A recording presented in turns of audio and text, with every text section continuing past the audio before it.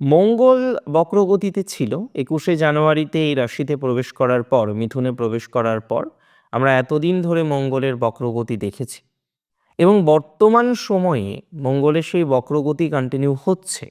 যদিও ২৪শে ফেব্রুয়ারির পর থেকে ঠিক ৩রা এপ্রিল এই যে সময়কাল, যেটা ৩৯ বা ৪০ দিনের একটি সময়কাল, এই সময়কালে কিন্তু মঙ্গলের বক্রগতির প্রভাব থাকবে না।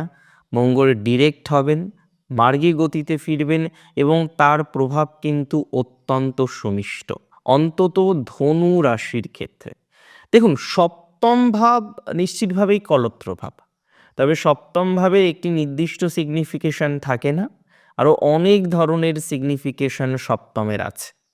আবার পঞ্চম, সেটিও শুধুমাত্র পুত্রভাব এটি বললে কিন্তু হয় না।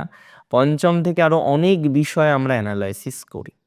তবে প্রথমেই আপনাদের জানাই যে মঙ্গলের এই সংযোগ বা সঞ্চার আপনাদের প্রেমজ জীবনের ক্ষেত্রে, সম্পর্ক জীবনের ক্ষেত্রে, রিলেশনশিপের ক্ষেত্রে অনেকটা শুভ প্রভাব বিস্তার করবে।